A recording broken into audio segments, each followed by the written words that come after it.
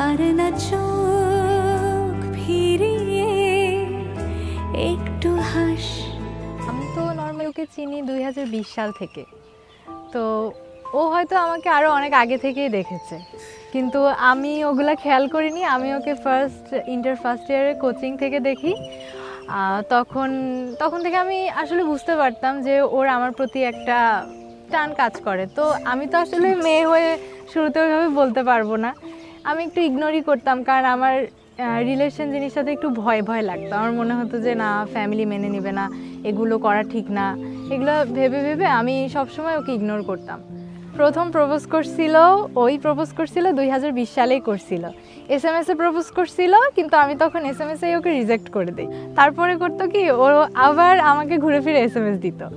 তখন SMS দিতে আমার না, যে যখন SMS দিতে খুব ভালো লাগতো। আমি তো নিজে থেকে বলবো না যে তুমি আমাকে SMS দাও, কিন্তু ও SMS দিলে আমার কাছে খুব ভালো লাগতো। মনে হতো যে না, আবার যদি আমরা ফ্রেন্ড হইতে পারি।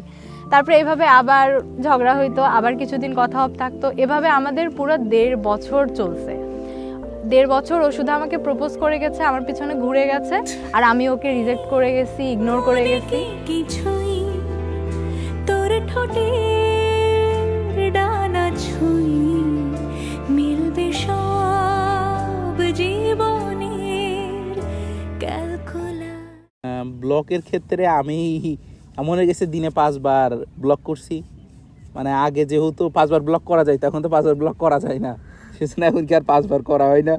এখনও রাগ হইলে ব্লক করে রেখে দিই, পরে অনেক কিছু বোঝাই সোজাই, হয়তো বা আমার ফোন দেয় বা আমার কোনো বন্ধুর ফোন দেয়, মানে ফোন দিয়ে বোঝাই সোজাই। তারপরে আমি হয়তো আনব্লক করি একটু কথা বলি, তারপরে মোটামুটি কথা বলতে বলতে সব কিছু ঠিকঠাক হয়। স্মৃতির গেছে পরবাস,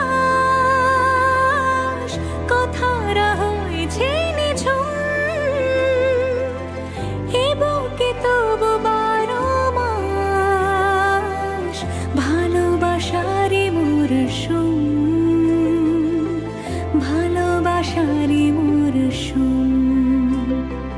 ডাক নামে ডেকে যাই, সে আগে তোকে চাই, সেই যে সেই তাকালে সর্বনাশ।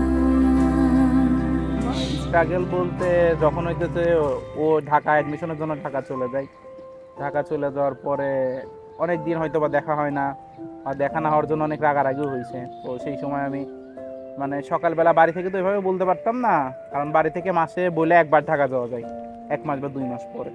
তো আমি দেখা যাইতেছে সপ্তাহে 1 দিন বা 2 সপ্তাহে এমন হয়েছে 2 দিন গেছি, আবার দিনের দিন চলেও আইছি। সে ভোরবেলা গেছি, যাদের সাথে দেখা করছি, সারাদিন ঘুরছি, ঘুরে চড়ে আবার 4টার বাসে আমার বাসায় হইতেছে। সেইভাবে কেউই কোনো সমস্যা করে নাই, কারণ সবসময় আমার ফ্যামিলি সব কিছুতে সাপোর্ট দিছে, মানে পড়াশোনা বলো, ঘোরাফেরা বলো, মানে সব কিছুতেই। যে আব্বুর কাছে চাইছি এমন পায় নাই, এমন কোনো কিছু নাই।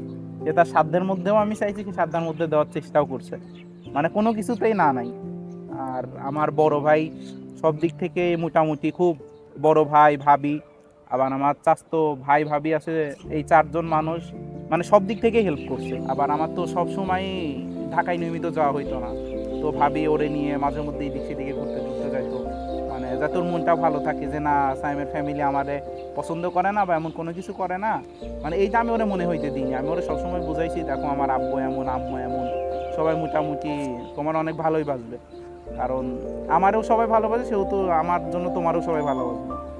না, আমি ওরে লাইফে পাই অনেক খুশি, কারণ ও আমার যথেষ্ট পরিমাণে যত্ন করে। আমি যেভাবে বলি, যেইটা বলি সেটা রাখার চেষ্টা করে। আমি যে ওকে পেয়েছি, আমার সবসময় একটা জেদ ছিল যে আমি ওকেই চাই, আমি যেভাবেই হোক ওকেই পাবো। আমি যে শেষ পর্যন্ত আমার জেদটা পূরণ করতে পারছি, তার জন্য আলহামদুলিল্লাহ।